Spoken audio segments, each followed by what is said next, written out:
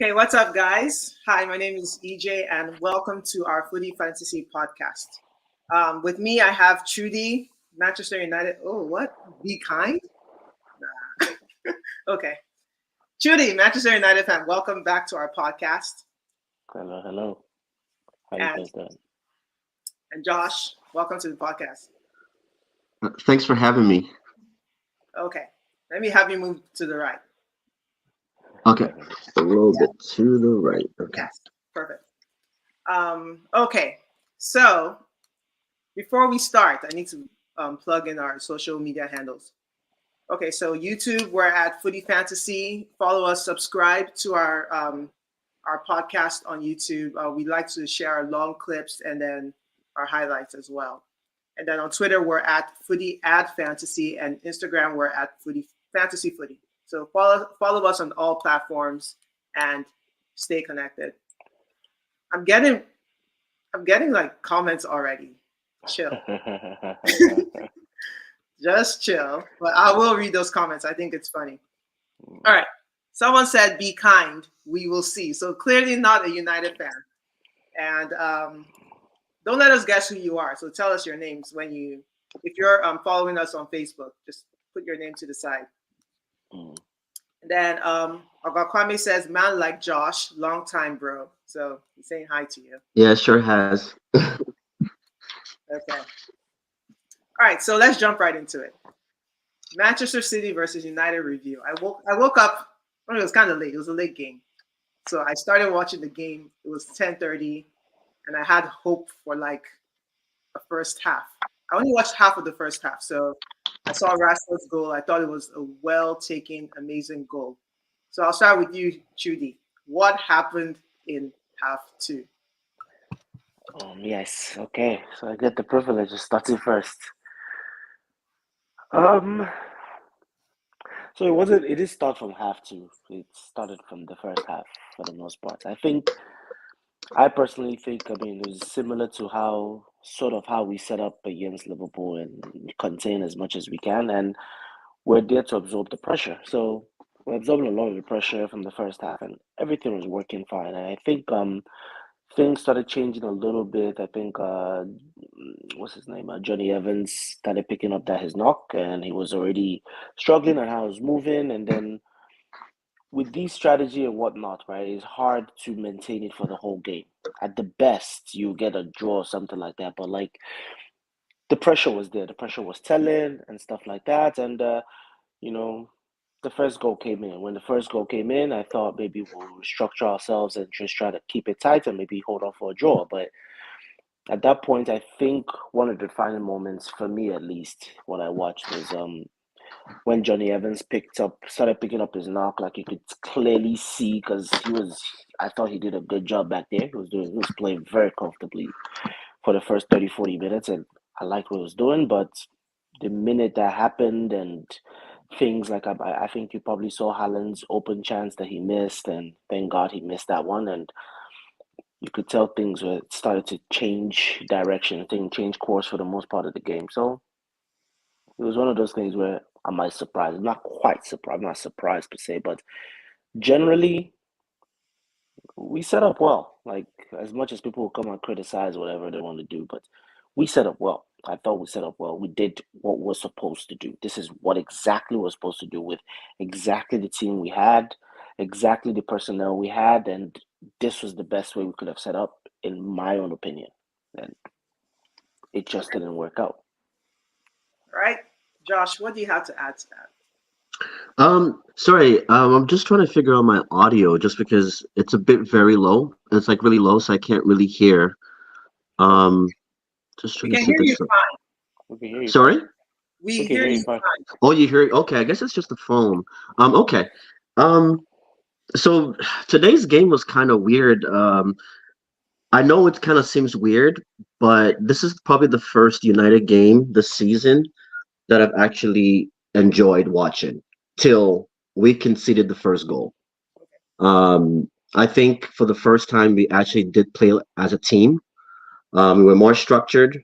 Obviously, you're playing a team like Man City, who, as we all know, when you play a team like Man City, possession is not what you're really focused on. You're focused on being tidy, being organized, trying to hit them where on the counters. Unfortunately, Rashford was just not as fast as Kyle Walker today, and you could tell that every time he got the ball, it was kind of like Kyle Walker's behind me, and he kind of overthought everything. Rashford, what a fantastic goal from him. I'm really happy for him, especially after that bold statement, the bold statements that he made during his interview this past week that got released this week. So to see him score that kind of goal at a Manchester derby in that manner, you gotta commend him for that. I will say, like, I think we're compact. Um, it's weird because it was against City, so I think the good performance that we had till the 60th minute was kind of wiped away with the three goals that City scored. But overall, there was nothing apart from like I felt that it was more organized, but we've played this way all season. Whether it was Luton Town, Fulham last weekend, we've played this way where we just try to hit teams on the counter attack. We sit back. I think what's just more surprising is that it actually worked against City for however long that it did, and the Foden goal that was scored, just like the Rashford goal. There's nothing defenders can do about that. It was a wonder goal. And then, as usual, we know Manchester United, right? Is once we concede that goal, Ten Hag started making substitutions that didn't really make sense. You're bringing on the striker, as if Fornals, that has only kicked the ball for 60 minutes in the Premier League. You bring him on against Manchester City when you've got Amad Diallo sitting on the bench. These are these decisions, and you took off Rashford, which we all do understand that Rashford hasn't been at his best, but he was one of our most threatening players today. You take him off. Okay, bring in Diallo, bring in Anthony. You could have brought in Anthony a lot earlier for Garnacho, because in my opinion, Garnacho wasn't really offering us much. But these players seem to just keep playing the full game, while certain players just can't get game time. And watching as a Manchester United fan is very frustrating. But when you take a step back, you truly understand that Manchester United just relies on certain players, and we just kind of hope that those players step up. And we have no plan for the actual team. We don't maximize our players. We don't maximize our team well enough for us to ever compete in any tournament. I don't care if you have the best players on the bench or the worst players on the bench. It's a 25-man squad, but for some reason, coaches in the past and Ten Hag today have just refused to play these players, give them game time, get them fresh, get them ready so that when we need them, they can come in and impact the game, like you're seeing Liverpool playing with most of their men out, but they still have a system of play. Across the board, you can look at it with other teams, but with Manchester United, we rely on a couple of players and we run them to the ground, and we just kind of hope that something magical is going to happen off the bench. But when you're not utilizing your bench, it's kind of hard to rely on your bench. So that's my frustration with Manchester United right now. The performance, um, everyone's gonna have their opinions about the performance, but I felt this was the first game this season that I didn't fall asleep in by the 60th minute. I actually was in the game till City does what City does, right? Is they play like a cat and mouse game, right? They play with the mouse until they're ready to pounce. So that's my take on the game today. Okay, very thorough. I appreciate that. Okay, so let me take some more comments because these people are going crazy. Like, chill. Toby said, y'all know who this is. So that is Toby, Arsenal fan, meaning he's not going to be kind to Chudi or United. And then someone said, this is Chudi Bear. He said, why is Ogakwame not there? Because he is Ogakwame's #2 tormentor. Plus, God will punish United. Okay, so Chudi Abera he's an Arsenal fan, so that's why he's angry. Karma is a real thing. But let's carry on. Toby said we want Ogakwame reaction, please. I think Ogakwame is good for that, but I can impersonate Ogakwame right now and tell you what he'll say. He's just going to say ETH out. He hates Ten Hag. Rashford will die. What else is there? Yeah, that's it. That's the summary. Guys, did Ogakwame literally block me? Okay, well, that sounds like a personal issue. Good thing I have a good relationship with United fans. Okay, now these people are talking to themselves at this point. So let's see if someone says something else. Okay. Someone said United set up well, only to unset up. Trash Ford, wow, gave hope and then killed all hope. And like I said, I only watched half an hour of the game. Rashford had at least 2 more opportunities to capitalize on, like one of those long balls and, take a shot at the goal. And both times he didn't do it. So I don't know if he had any more opportunities after that. If he did, then there was only 2 chances. We only had 2 chances in the game. Well, he only had 2 shots. Yeah, 2 shots in the game. Yeah, 2 shots on goal or 2 shots period and 1 on target. But what I mean is no. I think she meant like chances that weren't taken. So even if it's 2 shots, there was one that he could have hit the shot, but he didn't really take the chance. It was literally stride, like he let the ball go past him. We had 1 or 2 of those extra too. Yeah, let me let you move that way. Yeah. Thanks. All right. Aya's saying hi. Shout out to Josh and Judy. Linger. Oh.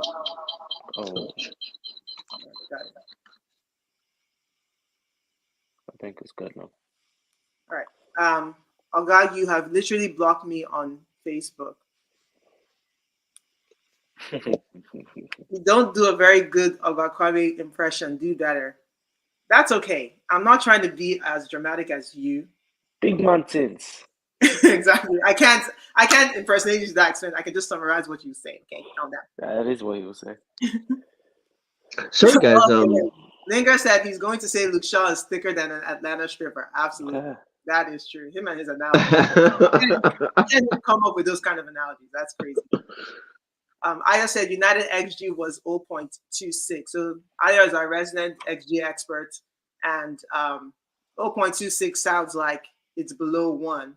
So meaning that even that 1 goal was unexpected, I guess. I don't know. That's expected against City. I'm not expecting like that. Big man things, and then we were totally outplayed and we're lucky to score. That is the expected with the injuries and golfing class, which is kind of, if I were to summarize what both of you guys said, what Aya has said here is exactly it. And lastly, I think I'll just touch on what Josh said about even the substitutions, and I agree with him. Like the players that shouldn't be they should get more game time and stuff like that. And I get it, but even today, I cannot even crucify him much on the substitutions, in my opinion. I mean, Rasha was taken off after the first goal had come in, and we sensed the situation that was happening already. Looking at that bench, there is nothing left on that bench.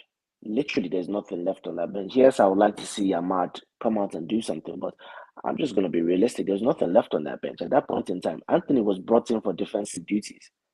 He was not brought in for defensive duties and somebody that could run out and give us a break from defending. That was what he was brought in for the most part. And then the other 2 subs and what's it called at the end of the game, we're just trying to close off shop as quickly as possible and see if we could get 1 point from the whole thing. So I cannot fault him, honestly. I will add this though. When I hear players say, when I hear fans say that they wish their coaches would rotate their squad and play people who maybe are not on the first or second team just to give them game time. It's a tricky. I agree with it, but then the question is when do you do that? Because week in, week out, you're playing these teams. You have to put your best foot forward. Otherwise, these teams will beat you. So if you're not like maybe an Arsenal team that's scoring 5 goals in the first half, to where you can go rest Saka, potentially rest Rice, and bring in ESR, bring in these other guys. Even us, we weren't doing that initially. ESR couldn't get a look in. They couldn't play because we had to win these games. And we don't even have any tournaments, right? We don't have any more tournaments that we're playing to where we can field in children. And when we had the FA Cup chance, what did we get? Liverpool. So we couldn't play any child. Like you guys have another tournament. You guys are still in the FA Cup. Mhm. Now you're playing Liverpool, so there's no time. Like there's no Yeah. time to experiment with these kids.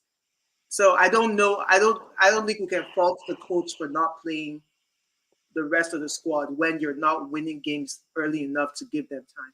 It's a tricky thing. But yeah, United. I still think United will finish sixth, top six. I think not sixth in general. Uh, Yeah, even though I was thinking they would come up, it's just that Villa is not losing games fast enough for that to happen. So, and Tottenham is not losing games either. So we're looking at 4 and 5 there. So you guys will probably get up to the sixth spot. But yeah, but 0 goal difference. What are you at? -1, -2? I think I am sorry. Can I make a point about? Sorry, it's so hard to hear. I'm trying to see if I can get the audio on Okay. my laptop and then have the video on here, but I think it still echoes even if I It'll echo if you're it's gonna there. echo. Yeah. yeah, even if I reduce the volume on my end, it was probably still echo. Okay, no worries. Okay, I don't have earphones either. Okay, so what I wanted to quickly say about I totally understand what you mean by when a team when you're not playing, like obviously, like because of how the team is, Ten Hag isn't able to rotate. I totally disagree with that, right? Because a coach that actually has a proper system, like no one is saying that you have to, use all five subs. I don't even believe in using all five subs in a game if you don't have to, because it can really taking that many players out can really impact the intensity of the game, that you're trying to play. But if you start from, you have all season. So Ten Hag did this all season as well, where he barely rotated, right? And then that's typically over. Let's touch on preseason. That's what preseason is about, right? It's really about understanding who you have, what tools you have in your toolbox to try to figure out the different formations, different systems that you can use each player in, right? The problem with Manchester United is, yes, we don't have the right profile of players to play certain games because we have a lot of players who love to run. They don't have as much ball control. They don't have as much ball technique to hold the ball, slow the game down, speed up the game when it needs to be sped up. So I do understand that, but you can still use a team. The players that you have, I don't think are as bad as Ten Hag is making them look, because there isn't that system that allows you to maybe a game where we're gonna have, the other team is gonna have a high line, you know, um, maybe that's when the Ganachos, the Rashfords, or the Bruno Fernandezes can really impact the game because they're, you know, they have the speed. Bruno Fernandez has the pass that he can find Ganacho or Rashford, and then vice versa. When you're gonna have teams that sit back, teams that you need to move the ball well, you gotta find that space. The likes of the Ericssons can come in. There's a way, the likes of Amad Diallo, people that can hold the ball well. Even Sancho that left. If Sancho was used properly, we wouldn't be having these issues. But the problem is we try to play one style that favors our quote unquote two best players in Rashford and Bruno Fernandes. The two players that can't hold the ball. They don't make the right decisions when given enough time on the ball. So when you have this happen, and then you've created a scenario where certain players can never be taken off. There's so many games where Klopp will change something in the 70th minute. You will see Darwin Nunes come off. There's even times that even KDB that a lot of people say is the best midfielder the Premier League has ever seen, comes off during games. Yeah. So this ideology that we have Ericsson on the bench, we had a Donny van de Beek on the bench, we had all these guys on the bench, but they were not good enough to come on for Bruno Fernandes. But you rather put Bruno Fernandes in every position on the pitch so he doesn't come off. I think that's where a lot of coaches shoot themselves in the foot, is not maximizing this team.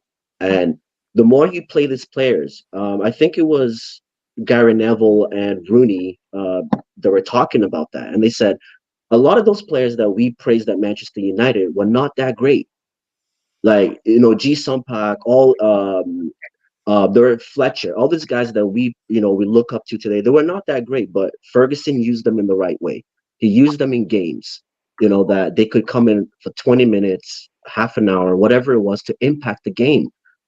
So that's where I believe that if a coach has the right plan, has the right talent ID, can look at the strengths of each player he has on this team, there's no reason why he can't rotate versus relying on certain players week in, week out for 97 minutes now, since that's what the average game lasts, right? In the Premier League. So that's my take on the whole rotation thing.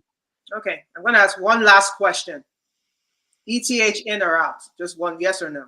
After the end of the season, do you want him gone or do you want him to continue? Chi, do you want to answer that first, or? People will crucify me for this, but I still don't believe he goes out yet. One, because I don't see a vibe. I don't see where the next move is. But regardless, honestly speaking, and I have my own thesis, which I argue back and forth with Ayo about, but nah, I say no yet. Not yet. No. Not yet. Okay. What about you, Josh? It's a tricky one. Obviously, I would like him gone right now. I honestly would like him gone. But I think we're just at that point where um let's try to, as fans, just try to back the team to get into that European spot. And it's not because of Ten Hag. It's not to keep Ten Hag. It's so that way we have more of a bargaining chip on the table when we go into the market in the summer.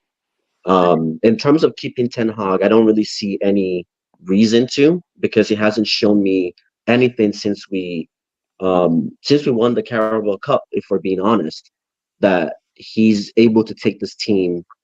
People talk about injuries, people talk about his players. He's brought in enough players. He's spent enough money to show us something. I know people are saying the Ajax football. I don't really care about the Ajax football. I don't really care about that. Just show me something. Show me the basics. But I just feel like he's not showing off the basics. And week in, week out, even last season, I praised Ten Hag's in-game management. And this season, it's like, what are you doing? Like, what is really, really going on? So, and I also believe that we don't also need to go for these coaches like your clubs and your Peps and the next guy to win us the Champions League. I don't think we're there yet. And I think this is where a lot of Manchester United fans are so reluctant to get rid of Ten Hag, because we're always going straight to, oh, what about Conte? Oh, there's no Poch. I was like, guys, you can go to Italy, go to Spain. There's enough managers. Like in the weekend, I watched the Italian league, the Spanish league. I watch enough leagues to see that there's enough decent coaches out there that can come in and put this team together, that we can actually have a blueprint or a plan. And then from there, it would make it a lot easier for our talent ID to be able to figure, okay, you know what? This is the style we're trying to play. We can bring in certain players that can fit that style. But right now, I just believe giving Ten Hag another $400 million or whatever, I feel like it's just going to be another, it's just going to be what we've seen. So I'll say give him to the end of the season, and then hopefully find a different coach with the direction that Innes is trying to move in. Okay. Great. Let me take these comments really quickly. Kwame said, I agree, Josh. We need the guy before the guy. Ten Hag is not the guy before the guy. He also We thought said he was last season. We definitely thought he was. that the man is a scammer. Hush puppy, they learn work. Forget ETH in or out. It's ETHF off. So I think you said what he would say, but in a more polite way.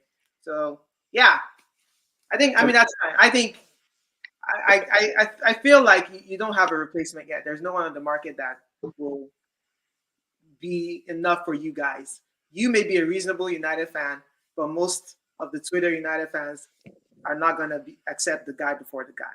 So if they would, then yeah, sure. There's an unknown guy out there that may do the work for you guys. I don't know who he is. I say, do you guys have a former player that's a coach? Rooney? Someone. But yeah, it could be anyone. I don't care. I'm not sure how much I care. But I jokingly, not jokingly, I won't lie to you guys. I placed a curse on United like 10 years ago. All of these haters, people like Ayo, people like Ogakwame, everyone I know in my group that were terrorizing Arsenal fans. I said, you guys will have 14 years of wandering in the wilderness. It will end in 2007, but I think I will renew it. Just another 7 years. You guys haven't So, suffered yet.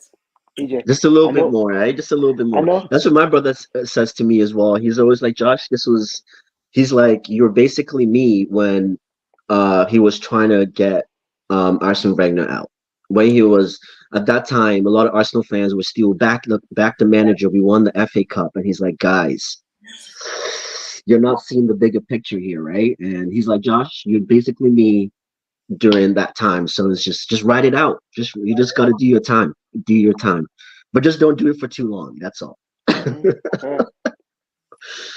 And I you still reading the comments. I know we're beating this topic, but I just Okay, one 20 more. seconds. Go for it. 20 seconds. I just wanted to touch on that whole point of the substitutions, and I agree with what Josh was saying initially. But I also wanted to point out that not to defend him. This is not defending him at all, but it's pretty much saying that most teams, you see that rotation thing that you're talking about and whatnot, right? From the Klopps, the Peps, and whatnot, you would typically see those things where it's like where you have a team that has some kind of traction going in, some kind of consistency, some kind of they have a mode or something that the thing is going, that's just something is going in the right direction, right? But like with us, like you see, like we just alluded to, like every game is like a tennis match as a Ayo describes it. Like when we're all over the place. That's why it's like when we win one game, you see that level of consistency in teams and players. Like if you see Arsenal, even this season, before the likes of Reece Nelson or ESR got any playtime, they had to get some level of consistency going before any of those players came in. The only players you saw was the Trossards and the Havertz that were just consistent sub that came in during those times. But I just wanted to just point that out. In those teams that make those frequent rotations, they're very, very different from our circumstance. But just wanted to put that out there. But I also agree with you some of it, but I also wanted to make sure I mention that. Okay. And we'll let Ayo officially close us out from this section. He says, ETH out, not the only problem, of course, but part of the problem. Okay. Now, you guys know better than me about this. Early thoughts on the impact of Ratcliffe's takeover. What do you guys think? Josh, we can start with you. Obviously, as a football fan, like you said, they got to be optimistic about what they're trying to do. So far, I guess all the positions that we've been talking about from the top, from the football inside, they seem to be making some moves. They seem to be trying to tactfully ensure that they're making the right decisions. Obviously, were we happy with the 25% takeover? Obviously, most people wanted the Glazers out. But it is what it is, right? They got the 25%. And as for me, the most important thing was the football inside because I think the Glazers they've spent a lot at Manchester United, just not the right way. So the 25% was okay with it. I know they've gotten the guy from City. They've been trying to get the guy from is it Ashworth from Newcastle. So it sounds like it's all good. I like what Newcastle is doing so far in the market, like in terms of how they're trying to build their squad, even though they've kind of hit a bad patch in the season. But in terms of recruitment, talent ID, and also like I keep saying, being able to get the best out of what they currently have in the squad.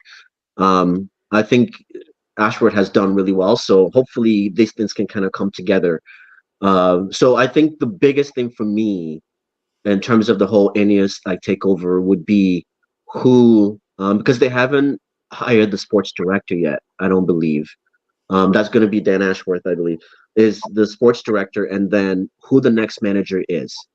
If they keep Ten Hag one more season, I think at that point I'm gonna have to start pushing the panic button on this whole ownership thing. I'm being honest. If I see them keeping him one more season, and then I think it's just gonna boil down to who they bring in as the next manager. I'm not saying the next manager is gonna it's gonna change everything, but I think that's gonna determine what kind of tone they're trying to set with this project. I think the manager would be the next big thing for me. But so far, so good. They haven't really done much. It's a lot of administrative stuff that they've been working on, which so far is good. But um, I think this summer and next season is really where we're gonna start having those real conversations about how they're affecting the club. So Okay. All right, Judy. What about you? I agree with everything he said. I'm on the same boat. I believe that what's it called? I like the fact that they're taking their time with things in terms of they're not just coming out there and just pulling a lever and just dropping everything. Oh, we're not seeing this performance. Just put everything down, burn everything up, and whatever the case may be. So they're actually doing their due diligence, at least from what I'm seeing. No drastic move out there or push for anything. So if indeed was ETH leaves in the summer, then hey, you know what? They must have done their due diligence and they made sure that whatever they're bringing is direction that they want to take. So at least it'll give us some more faith. And like George just said, like we're not gonna know much in terms of how effective it is till at least let's see what's happening in the summertime and whatnot. So I feel like I saw comments on Twitter about him saying that he's happy with Ten Hag and what the direction the club is going in. I don't know if he's just saying it as part of like, just to keep peace. yeah, exactly. So you're right. We'll see what you guys do in the summer. I won't spend too much time on that topic. We'll move on. Paul Pogba, La Pioche Paul, my guy. Um, so we all know what happened to him. If you don't know, Paul was. I feel like it's the second suspension, but either way, it's like 2 times in a row. Maybe it's a suspension for the same incident, but either way, he was found with testosterone in his blood. I believe he said it was not endogenous, which means it did not come from him. Either way, they are banning him for 4 years. I'm not sure what that is. Banning him for 4 years, which means now he's 31. In 4 years, he'll be 35. He's a midfielder. That's it, in my opinion. I feel like that would be not saying he can't play as a 35-year-old midfielder. We're seeing Kevin De Bruyne.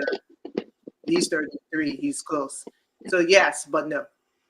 He will be effectively done. Actually, Kevin De Bruyne is not a good example. Modric is 38 or 39. Mm-hmm. He's barely playing, but he's still playing. So yes. What do you guys think? What went wrong with Paul? Is this the end of his career? I vote yes. What do you vote? Josh, you wanna go? Or you wanna? Judy, you can go. Personally, I mean, I'm a big fan of Paul Pogba. I used to be. I love that man. I've been watching it for too long. But I think Paul's career was pretty much. I think Paul was done from that French from that World Cup winning year. 2018. Yeah, that was Yeah, pretty much it. that's Like it was, and it took me 3 years later to actually come to that conclusion and come to that realization. It was very painful. And I was one of the biggest fans when he came back and like, oh my God, I think I had a shirt with the Pog Boom. I went with that, I ran with it. Like doing the I dabs. mean, yeah, I mean that was my guy. Like I watched his first game against Villa as a youth 2012 or 11. I remember watching when he subbed in. Like I watched him through our Juve years, everything, but that was it for me. Like it was just done. So I think this situation, I don't believe the story. I think Italy, actually, from what I hear, is like they're a bit more lax with their laws and whatnot in terms of like even I think Neville and them they made that comment about it recently. Neville Carragher did actually, or is it Neville? Yeah, they did in this their little podcast thing that they do, and but I don't think is factual. They might probably cut it down for him a little bit, or he might just end up leaving the league and go somewhere else. But I do agree he is pretty much done. Is this a FIFA suspension? Is it like an Italy suspension? I feel like he can't play in any league with this. I is it? I don't have the full information. Yeah, I could be wrong. I know. Is it? Let us know. Like, is Is this it? I something thought it that was just. I I thought it think was. it's a FIFA thing. Yeah, Is it? I it think Okay. has it's a to be FIFA. what? Yeah, because the agency NATO, they're like a global. Oh, okay. They're like the world like like doping organization or whatever. Um, So yeah, I think it's global. I think it's a global thing. Yeah. Now I don't know. My thing is I don't know if he meant to do it or if there are a lot these athletes. I feel bad for them. It happens in every sports like tennis, Olympics. Those guys who run track and field, Yeah. where like they're just given things by their trainers or by Hmm. their people. And I mean, unfortunately, it's someone's job to vet what they're ingesting, right? So I don't know whether you can blame Pogba if he didn't do it on purpose. If he took something that someone gave him a supplement that's supposed to help him, and then has these things in there, and a lot of things change into a lot of other things. Drugs are very Absolutely. tricky. So Yeah. they're saying they found testosterone metabolites. Could be anything that metabolites into a testosterone metabolite. So when that happens, you know, he's going to be at fault. Before Yeah. Josh goes, let me take this comment because I think it's important. That Pogba thing, that village people were lying. I think 4 years is excessive, though. Glad this is happening while he's away from United. Yeah.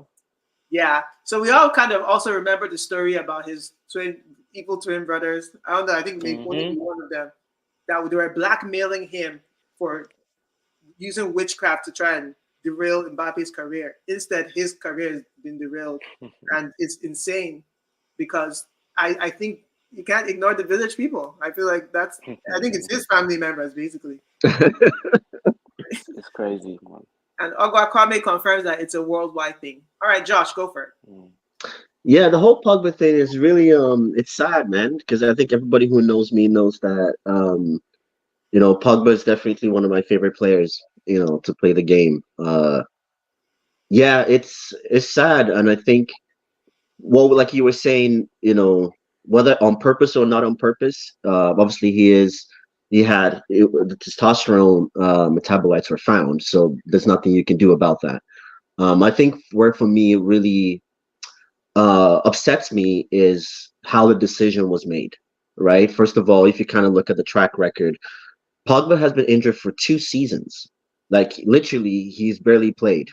Right.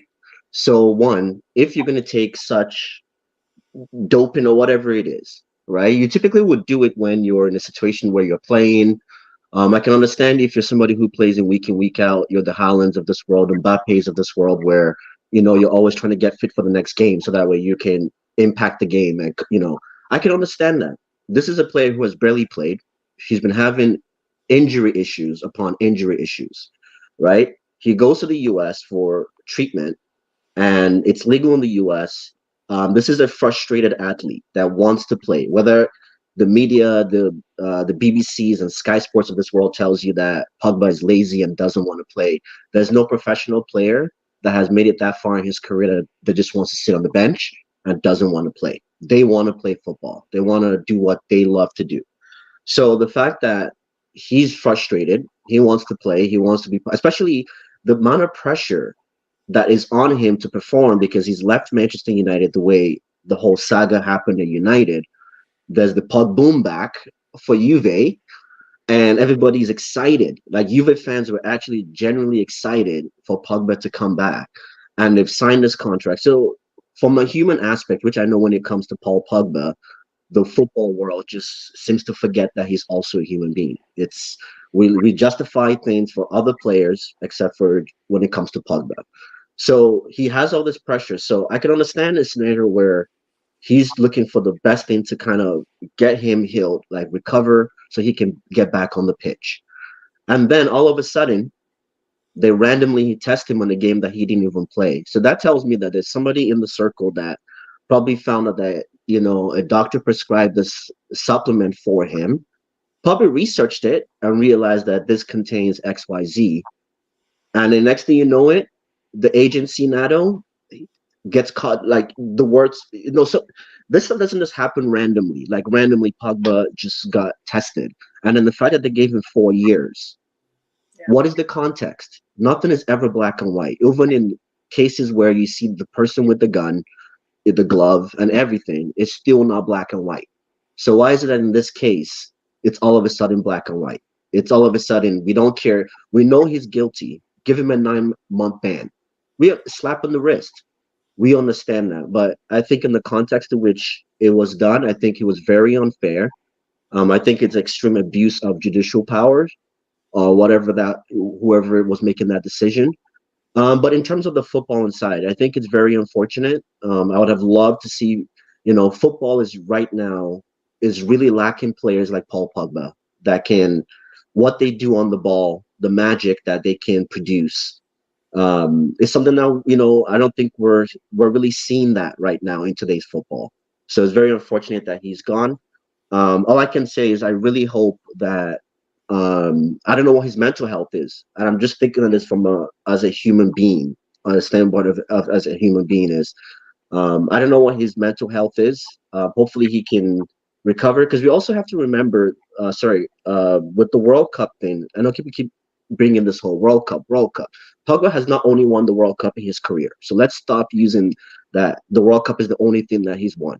And two, Pogba lost his father, was very close to his father, lost his father just before the World Cup. I think it was actually during the World Cup, right? So he already lost such a huge figure in his life. And then he's dealing with the stuff with Mourinho, right? As a young kid with all this money, his family, very close to his family, the family issues probably already started then. Well, we just heard about it today, right? And then the whole stuff in United is happening. Then he also loses another male figure in his life, Raiola, whether you like him or Oh, not. I was like, who? So this is a person that has been going through so much. If you and I went through the same things that he's going through, I'm sure we're not going to be going into work and performing to the best of our abilities, right? So I think these factors that I think people would just choose to ignore and just try to focus on is just mentality and mentality and mentality. If it was mentality, Pogba would have just retired the same way Eden Hazard retired at 30 years old. With all the injuries, it takes a toll on you, and he would have just retired. He could have easily done that, but he didn't, or gone to Saudi Arabia, but he didn't, right? So that's my thing. And one last thing I was gonna say, it's very interesting how I watched the NBC coverage on like pundits talking about the whole Pogba situation and the comparison. And I also watched a couple of Syria Juventus channels to see like it was the most level-headed conversation about it, whether you were for or against Pogba. The comment section showed me how much people do appreciate the football player Pogba. And Okay. then you go on the flip side to Talk Sport, Sky Sports, the British media, and it's just the punditry, it's just verbal abuse for somebody who's already going through a hard time. And then you look at the comments, it's all Manchester United fans Mm. just berating this person. And it just shows you the contrast, right? With how certain people think about the situation and vice versa. But that's my hour spiel on it. It's a tough situation for him to be in. I hope that he can get it reduced. And with anybody, whether you're an athlete going through personal life, I always wish that you bounce back from, going through difficult times because it's never easy for anyone. Yeah, So that's very good. I think I agree with hoping that it gets reduced. So I guess I will amend my answer to say if he serves 4 years, then his career is over. But if he doesn't, then I don't think it's out of the realm of possibility that it could get reduced because I was looking at a chart where they talked about other players in the past who had like these kind of things, like who have been banned for finding substances in their systems, and they were all like 9 months, 14 months. Like 4 years is astronomical compared to what I saw on that chart, and so Yeah. it seems extreme basically. So hopefully, I mean, we know Pogba, right? So those of us that weren't even United fans, even though I said he shouldn't have gone to United, my thing about him not going to United in 20 when he go 2016, I yeah, didn't want United to go for him because it was just simple. I didn't think they should buy him back because they sold him and like eat your loss. Why are you paying 89 million for him again? But that move for him, and again it was Mourinho. That move for him made him probably more global superstar than he ever would have been in another location, right? So you saw people doing the dab, quote unquote, the hairstyles, everything. I feel like he was as close to a football superstar. Ronaldo in a different is one in a different way. Doesn't really talk much, and he's not that. Messi's completely another. Messi doesn't even speak. So yeah, Pogba is one of your more like, especially if you think about urban kids, like oh, who do we know? Who do we like? It's Pogba that's going to be their role model. And then he won the World Cup, and then it was just like he was just basically on top of the world, basically yeah. by that point. So he was one of the major superstars of football, and to see his career take this turn with all these things, like you said, all the negative things that people say about him, United fans, you guys turn against your players. Every team does that. We turn against our players once they leave. It's what happens. Like you see with It's just that United has the loudest voice, so yeah, that's why exactly. it's That's a lot of stuff. so It's easier when for we turn on our players, it's toxic. right. So yeah, I saw a statement from him saying that basically they're trying to wipe away. I'm going to summarize because I don't really remember what he said. They're trying to wipe away my legacy. So something along those Yeah. lines. And that's what will happen, right? If you think about Pogba after this, most people are going to remember him for this if they're not careful. So hopefully he gets that Yeah. reduced. All right, we're going to move on because we're getting close to the hour mark. Okay. Early nominees for EPL Player of the Year. I'm just going to ask you for 3 to 4, really quickly. 3 to 4 days. Yeah. I Or, don't okay. know. This season is a little tough this season, but A name. I mean, I guess for me though, like one name that comes to mind is definitely Ollie Watkins. Okay. Ollie Watkins, and for obvious sorry, who reasons, did you say? Ollie Watkins. Ollie Watkins, yeah. Yeah, that's his. Every season I've been watching him just improve, steady improve every year. This year his comfort with finishes. Last year was his movement was so dynamic, but this year is like his finishing is just he's the level of comfort now. Like he, I mean, the torch is his right now. Like he's really, really doing his thing, in my opinion. And Okay. that's someone You don't have to name that 4. comes to my name. Yeah. All Between all 3 of us, we should be able to name 4. Because what's going to happen is if they have an EPL Player of the Year, they're going to have 4 people or 4 to 5 people, and they're going to tell. So you came up with Ollie Watkins. I agree. Do you have anyone else, or Josh? Do you want to add to that? Yeah. Oh, sorry. Go ahead. No. While I'm thinking, you go, Josh. Josh, go. You Oh, okay. yeah. Yeah, I definitely do agree with Ollie Watkins. He's definitely one of the obviously you've got Douglas Luiz as well that are really helping Aston Villa perform to the levels that they are performing this season. Another person I definitely would put in there is Phil Foden. I think Phil Foden will probably win it this year. It's funny how Pep came out and said, this was like a few months back, oh, Foden is playing his best ever. Well, because you've actually consistently played him, right? Versus bring him on for 20-minute cameos. And I do understand that it's kind of hard to start a 22-year-old Foden at the time over a Gundogan or David Silva. That's a bit much. I totally do understand that, but I don't think anyone is surprised that Phil Foden is reaching these heights. We've always known that. He just hasn't been given the opportunity to show it. And I think this is his first season with the likes of KDB being injured. That was definitely a blessing for him to take on the mantle and just show that, show who he is. And I think Phil Foden definitely deserves the biggest shout, I would say. Oli Watkins, obviously, you got to throw Saka in the mix for what he's been doing at. I was a little torn between Saka and because I didn't want to put 2 Arsenal players in there. I didn't want to put 2 Arsenal players, but I think Saka and Rice. what's the new guy's name? Declan Rice. I think Declan Rice has really been immense for you guys. Yeah. And I think another person too that I really enjoyed watching in the past couple of weeks is I know who will find this strange. Obviously, Cole Palmer has to be on there too. You got to put Cole Palmer. As much as Chelsea's not doing well, I think Cole Palmer is a pretty just if you isolate his game versus the rest of Chelsea's, I think that's a really good player there. That's And the last one I would by say the way. is That's of the whole year. sorry?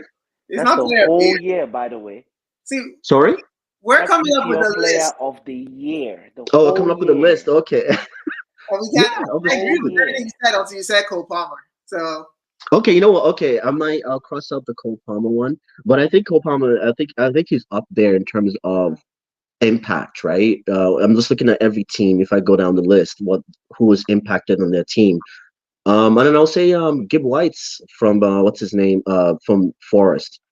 I think he deserves a shout too. And I'm just picking it based on players that I Yeah. feel that really impact. They have a huge impact on their teams. Okay, So, maybe they can make player of team of the year. oh yeah, they could potentially, yeah. Okay, yeah. I But it's still early in the season. KDB and Holland are still yet to. early in the season. We're 26 games in. Well, you never know. This is City's time to take on the mantle and just keep going, right? Yeah. So you never know. You just never know. So I think the only person I will add is Van Dijk. Just I need a Liverpool representative, and I think Van Dijk is their guy this year. Oh yeah, I was good. Van Dijk is a good Yeah. shout. Yeah, Van Dijk is a really good shout. If we also go in defenders, I would also throw in the Spurs guy. I'm sorry. What's his name? The new buy that they got. The fastest player in the EPL apparently. Or What the is his second name? fastest. What's his name? Van something. Van Am I missing something? I don't Wait, know. who? Van Liverpool? No, Spurs, the defender, the Oh, centre back. Spurs. Van The what's his name? fastest person in the league. Oh, The centre back. The Van guy. How could I forget his name? oh, no, not Romero. No, the Not the one centre that's back. injured. Yeah, the guy that got injured and he came back and Oh, injured what's his name? again. Van something. Or it starts, there's a V there somewhere. I can't forget. I forgot his Oh, name. I geez, actually dropped it. Van de Ven? Yes, Okay, there of we Van go. de course. Ven, Yes, yeah, Van de Ven, yeah. he should be in there. Now, Yeah, he's also a good Okwa shout. He's yes, also a good shout. There's a lot of good shouts this season.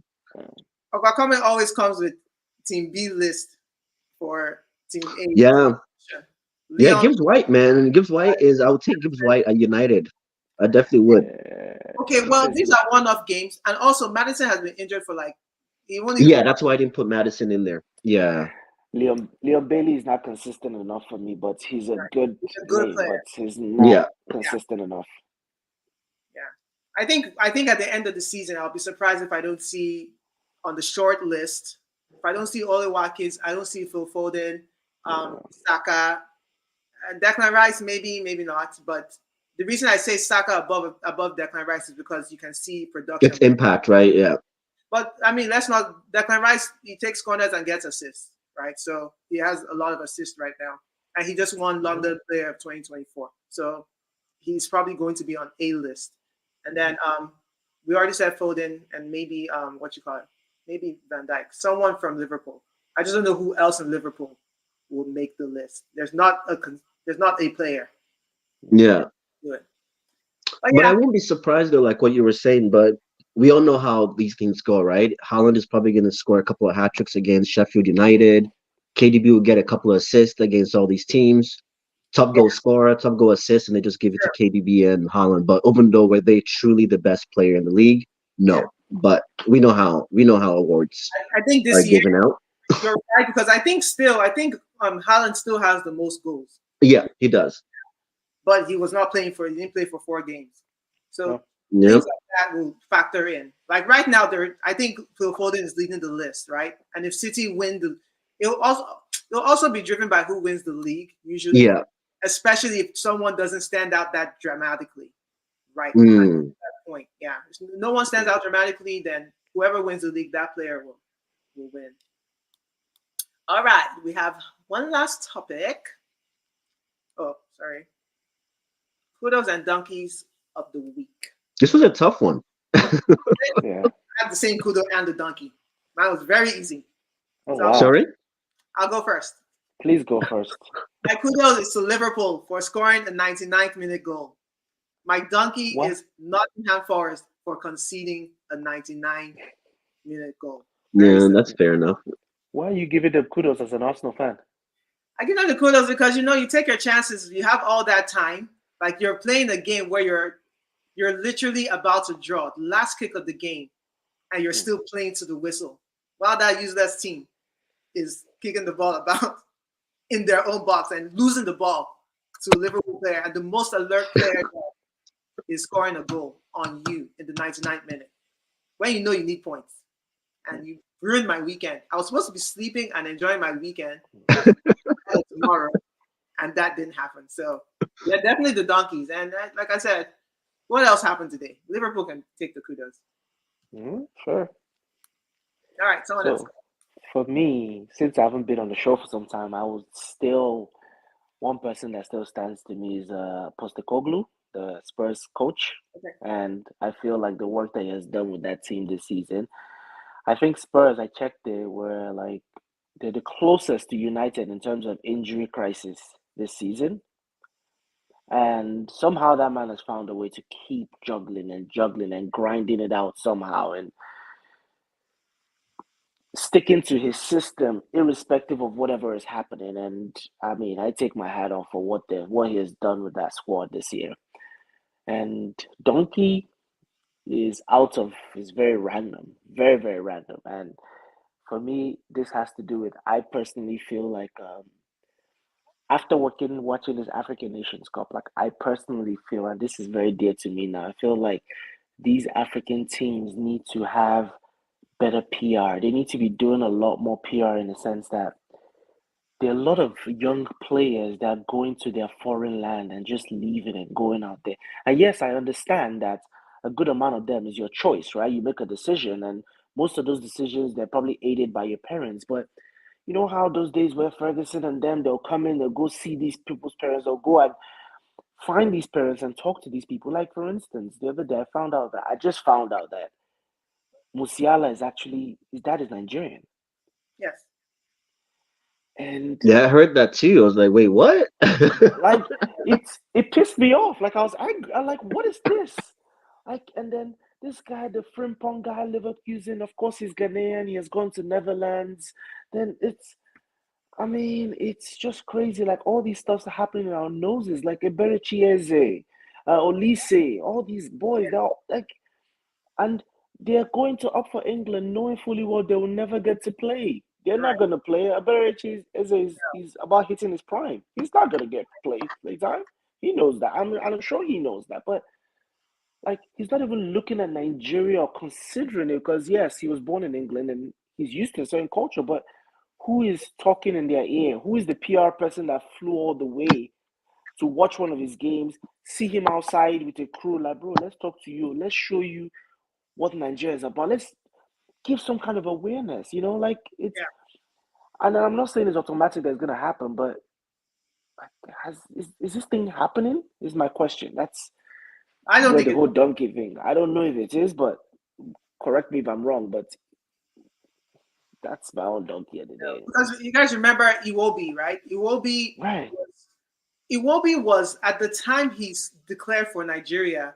England was the one begging him to come back at that time. So Nigeria didn't have to beg him. It was just Okocha is my uncle. I am going there. I have no choice in the Simple. matter. So I don't believe maybe they say it, but I think they only say it on Twitter. I'm being honest with you. I don't think anyone says it, goes to their families and talks to them.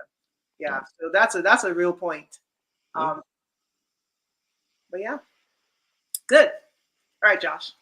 Yeah, no, you definitely make a good point about that. I think it was Mourinho that said that, right? Like, they should make a rule where people have to play, based on their ethnicity, or which I think that's It's ridiculous. I not think that's a bit yeah. ridiculous because Yeah. that's just gonna limit a lot of people. But yeah, you're right. If there was a video I watched, and it's like even up to the Mbappe's, your Sané's, all these guys, like if they actually played for the African countries, like the AFCON would have been the Euros, Oh my literally. god. It would have been the Euros, It's right? Because think painful. about all Yeah. these players playing against each other. And like you're right, the AFCON, this is probably one of the best quality, like high quality games that we've seen in a long time. And it's Hmm. showing, I think, over time. I think the more the FAs hopefully do invest. I heard Nigeria let go of their coach, which I'm kind of surprised they did because it's like, why you let it go? Like, what's going on? You reached the I think we let. finals.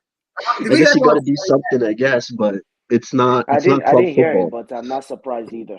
I don't think if I was him. They probably didn't blame. Yeah, it makes no sense, right? It's just like, but no, I was definitely happy with the Nigerian team. Like, I think we're doing well, and like you said, I think the more these teams continue to, I like how Didier Drogba, he was such a great ambassador. Kanu, Okacha, all these guys really were present. Adebayo, all these guys were really there this time around, and I think that was really great to see. And that's why it really pissed me off when my keeper Onana, for whatever reason, decided to stay back and take a private jet later. And it's like, you're the reason, you're one of the few reasons that people looked at on the AFCON. because there's no South American player Okay. or European player that would give up an opportunity to win their continent's trophy Right. and choose to play for their club. Wait, what? That would never happen. Yeah. But like you said, right? So I think it's a mentality thing between the players and the FA. But I think we're seeing there's now too much talent for the FA to ignore the investment. Hmm.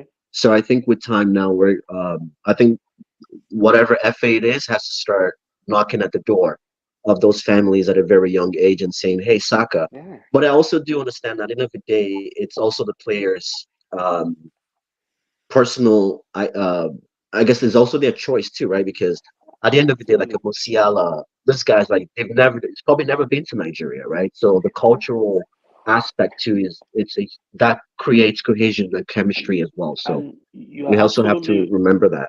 you're absolutely right. But like I also read something like this guy Tyrone Abuehi, the right back, Dutch origin. What's our captain's name? Um. Forgot Not Johnson was Ekong. not Johnson. who? Ekong is our captain. Ekong, right? Ekong is also Dutch, right? So that, but the thing about it is that what they call it, he went to Nigeria because of just the patronage, whatever it is. But boy, he was like, whoa, this is my big bro. Like, if he's opted to play for Nigeria, I should be doing the same thing. There's an article about that. And he went there just based on just that influence. Like, how are people not influenced? Like, even get the older players. Most of them need the money. Put them in the PR positions to do these things. Like, put them Mm. out there. Let them go and do these things. They would happily do this. They're flying into in and out of countries for free. Yeah. They would do it. I mean, another thing to consider is the fact that so if these players, if they weren't good enough to suit up for France or England, then that's what we're seeing. Like, Truce Ekong was probably not going to be selected for Netherlands, right? They probably had like three other people. They have Van Dijk, freaking Van Dijk ahead of him. I'm sure other people below him, to where he probably was not going to play for that Which is country. fair. So we're Yeah. seeing that a lot of the people that opt to pay for us were almost like rejection. It's almost like a rejection-based squad at this point, like rejects. That's what I mean, not rejection. EJ, I'll take a reject to have. We had Iwobi played as a whole as attacking. Iwobi doesn't even play that position. He has never. He Right. doesn't like. So yeah, I That's even think fine. these players need to reject faster, realize Let's faster. reject it. So, Yeah. Let's take it. Eberti Eze's comment, like, that's a solid player. Let's be real. What? But Imagine you know that there's Iberchi people plays in that ahead role. of him in England squad. So he shouldn't be fighting for the team. Nketiah shouldn't be fighting for England squad. He's got from Ghana. He can go and become the starting striker for the Ghanaian team. He They knows. will start Yeah. him. Yeah, I think it's also like that's it's my. also personal accolades, right? Like you look at the Haaland situation, right? Like you think about if Haaland decided to play for England, like England would probably have won the Euros. They probably would have been in the finals against France Is in he the eligible? World Cup or Argentina. Sorry? Was he eligible for England? Yeah, he's eligible Oh, because he really? was born in England. Yeah, because his father was playing in England at the time. Oh Just right. because you're Oh, Yeah, English, but he chose Norway. English. I'm pretty sure he is. I'm pretty sure that was a story. Yeah, because his you're father played for Man naturalized. City Yeah. while he was born. He was playing during the Roy Keane era. Yeah. Yeah. I remember. So yeah, so think about that. So now, you think about Mbappe. Let's say he's going versus Mbappe. Mbappe's killing it for France at the World Cup, the Euros, but Haaland decided to go play for Norway, who is struggling to even qualify. So all of a sudden now he's out of those personal accolades that could be awarded to Yeah. the best player of the year because all of a sudden he didn't play the World Cup. So I think those things also Good play a point. huge Yeah. role. So if you like the likes of Musiala, Saka, these are Yeah. generational talents that Yeah. you're just Exactly. That's thinking, a good point. The key word is yeah, you're limiting yourself by original. going to say, I'm going to play for my country. Yeah. Fair point. Fair point. All right. So I'm going to take this comment real quick. Oga Kwame said he's making fun of Declan Rice. He calls him Father Rice, I think. He has a different name for Declan Rice. I want him to say it on camera that he thinks Declan Rice is a poor player. He won't say it. Anyway, he says London player 2024. Even myself, I won a Gege player of 2001. And then he says the donkey is the ref from the Valencia versus. That was going to be my donkey. Yeah, I didn't answer the question yet, but that was definitely going to be my donkey for sure. So, like, was I real dumb? Because I watched the game. I definitely heard the whistle, and I'm a big Real Madrid fan. That's I heard the whistle too. I heard the whistle. Why are they still playing? Are you saying No, that? no. So Is Yeah, that the issue was the game was already past the extra time that was allotted, right? So yeah? what ended up happening was the ball went out for a throw-in. Usually that's when a ref will stop the game at a Yes. throw, but he let the throw-in happen. He even let the Real Madrid player receive the ball and cross it. It was when the ball was in midair, pretty much almost Wow. like I mean, that's that's when he blew the whistle, which is that only happens on FIFA. That doesn't happen in real games, right? So that was the whole Uh-huh. thing, and everyone was kind of in shock. And then obviously Bellingham got the red card for dissent, which hopefully that gets overturned because Rescinded, you yeah. can't just make it's like the ref from the last African Cup of Nations, yeah. the one that stopped the game like halfway through or whatever. I Well, don't know if you guys remember that. It's not this past I one, the one remember that. prior, Yeah. where okay. the guy he stopped the game I think 10 minutes prior to the actual Yeah. end of game. Yeah, it was weird. But it's those kind of decisions that refs make that just leaves you stunned, you Oh yeah. know. So yeah, I think that's why that deserves to be the donkey of the week so far. So Okay. yeah. And in terms of kudos, I will just give it to there's so many people you can give it to, but just because I'm a United fan and I just want to give some positive vibes to United, I'm gonna say Rashford because he made a very bold statement and he was all over the internet. Rashford coming out with those bold statements of if you doubt me and blah blah blah and my family and all that. So for him to score that goal, the manner of the goal Mm. in a Manchester derby, hey, my hat's off. So that's where I'm going to give it to him. But there's other players I could have given, but I just had to go personal on it. Fair. I like it. All right. I believe that's brought us to the end of the show. So if you stuck with us this long, I'm happy you did, and thank you for doing that. Thank you guys for joining us. Okay, Judy, Josh. Hopefully, we see you next time. Bye, Thank everyone. you for having me. All right, Cheers, man. thanks, guys. It's been a pleasure. All right. Yeah.